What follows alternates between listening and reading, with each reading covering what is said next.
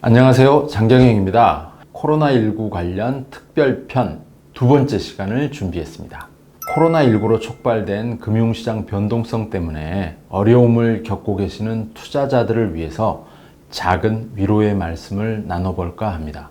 첫 번째 위로의 말씀은 이번 사태가 역대급 증시 급락이라서 적절하게 대응하기가 매우 어려웠다는 내용입니다. 지금 보시는 이 기사는 한국경제신문이 3월 16일자로 보도한 겁니다. 코로나19 사태로 인한 주식시장의 하락 속도가 과거 위기 때보다 훨씬 빨랐다는 내용입니다. 이번에는 20거래일 만에 주가지수가 고점 대비 20% 이상 떨어졌습니다. 2008년 글로벌 금융위기 때는 55거래일이 걸렸습니다. 그리고 2011년 유럽 재정위기 때는 75거래일이 소요됐었습니다. 해외 증시도 이번에 역대급의 하락 속도를 보였습니다. 미국의 다우존스 지수는 하락폭이 20%를 넘는데 불과 19거래일밖에 걸리지 않았습니다. 그야말로 급전직하의 형국입니다. 지금까지의 진행 경과를 한번 돌이켜보면 코로나19가 단기 충격으로 끝날 거다, 이렇게 예상을 했던 거죠. 하지만 3월 12일 WHO가 코로나19 팬데믹을 선언하기에 이르자 그런 예상이 틀릴 가능성을 걱정하게 됐습니다. 주식시장이 워낙 가파르게 하락을 하다 보니까 반대로 급등하는 경우도 생기고 있습니다. 다우존스 지수는 3월 12일에 9.99% 급락했습니다. 그런데 그 다음 날 9.36% 급등했습니다.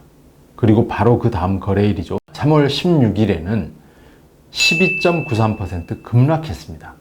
그리고 그 다음날 바로 5.2% 급등했습니다. 어떻습니까? 급락, 급등, 급락, 급등 매일 반복되고 있습니다. 이런 극심한 변동성은 사실 투자자들을 매우 힘들게 합니다. 한마디로 언제 얼마나 급등락할지 도무지 예상하기 힘들기 때문입니다.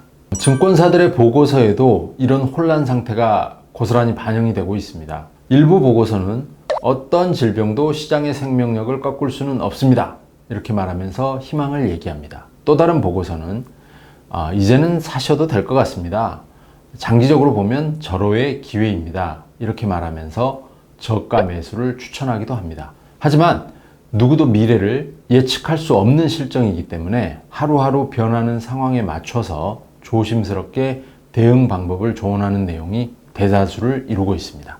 이전 잣대로 따지면 지금 너무 싼 값이 됐기 때문에 과감하게 저가 매수에 나서시기도 합니다. 이런 상황에서 제가 드리고 싶은 두 번째 위로의 말씀은 이 또한 지나간다 라는 겁니다. 단기 급등락에 휘둘리지 말자, 이런 말씀입니다. 이번 사태로 어려움을 겪는 분들 중에 투자하신 자금을 서둘러 회수해야 하시는 분들도 계실 겁니다. 그런 상황이라면 다른 분들에 비해서 훨씬 어려움이 크시겠죠. 그래서 제가 섣불리 위로의 말씀을 드리기가 참 조심스럽습니다. 하지만 투자 기간이 어느 정도 여유가 있는 분들이라면, 예를 들어서 DC 투자자 중에서 퇴직 때까지의 기간이 다소 남아있다, 길게 남아있다, 이런 분들이라면 이런 말씀을 드리고 싶습니다. 세 번째 위로의 말씀인데요, 시간은 당신 편입니다 라는 내용입니다. 각국 정부의 노력에도 불구하고 경제위기 또는 금융위기가 본격화될 수도 있을 겁니다. 설사 그런 상황이 벌어지더라도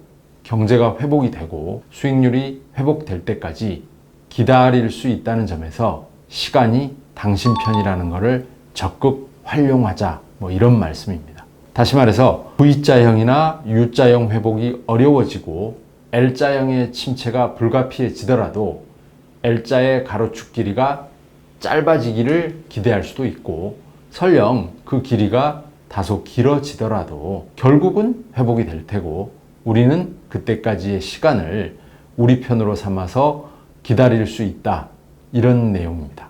코로나19 특별편이라서 DC 가입자를 포함한 금융투자자를 위한 내용을 말씀드리고 있는데요. 네 번째 위로의 말씀은 DC 가입자를 위한 내용이 되겠습니다. 투자 말고 다른 방법도 있다, 이런 겁니다. 한 가지 연구 결과를 소개해 드리겠습니다. 미국 보스턴 칼리지의 은퇴 연구센터가 2012년에 발표한 내용인데요. 노후 준비를 위해서 주식과 채권에 투자하는 방법도 있지만 다른 3가지 방법에 주목해야 된다. 이런 내용입니다. 더 오래 일하기, 주택연금 활용하기, 소비 줄이기 등입니다. 보스턴 칼리지는 실제 미국 가계 자료를 가지고 분석을 해봤습니다. 그랬더니 먼저 일반적인 경우에는 미국 가계의 74%가 가구주 연령이 62세가 되면 당초에 목표했던 노후 생활 수준을 유지하지 못했습니다. 74%가요. 그런데 미국에서 공적연금을 받을 수 있는 나이가 67세인데 그때까지 일을 하게 된다면 74%였던 비율이 46%로 떨어지게 됩니다. 그러니까 더 오래 일하면 62세가 돼서 목표 노후생활 수준을 유지하지 못하는 가계가 74에서 46%로 급감한다는 얘기가 되겠습니다. 주택연금을 활용해도 효과가 나타나는데요. 가구주 연령 62세에서 70세 사이에 목표 노후생활 수준을 유지하지 못하는 가계의 비중이 일반적인 경우하고 비교를 하면 주택연금을 활용할 때 7에서 10%포인트 정도 낮아졌습니다. 그리고 소비를 5% 줄이면 목표 노후생활 수준을 유지하지 못하는 가계의 비중이 일반적인 경우보다 3에서 5%포인트 정도 하락했습니다.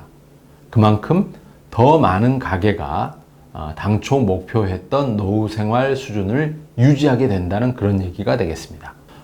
보스턴 칼리지의 연구 결과는 100세 시대를 준비하는 우리들에게 시사하는 바가 매우 큽니다. 다만 이런 연구 결과를 보시면서 코로나19 사태로 인한 손실 경험이 겹쳐지게 되면 금융투자 자체를 기피하는 그런 심리가 생기실 수도 있는데요. 그런 거는 좀 곤란합니다.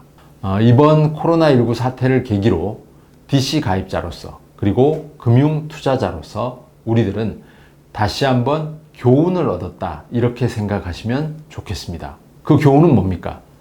위험을 잘 관리하면서 신중하게 투자하자 이런 얘기가 되겠습니다. 이순신 장군의 명언이 있죠. 살고자 하면 죽을 것이요 죽고자 하면 살 것이다. 다들 알고 계시죠? 금융투자하고 관련해서 이 명언을 이렇게 바꿔서 말하기도 합니다. 벌고자 하면 잃을 것이요 잃고자 하면 벌 것이다. 수익에 대한 욕심을 경계하면서 신중하게 투자하자 이런 의미가 되겠습니다. 지금까지 말씀드린 내용이 여러분이 신중한 투자로 원하는 목표를 달성하시는데 도움이 되시기를 바랍니다. 감사합니다.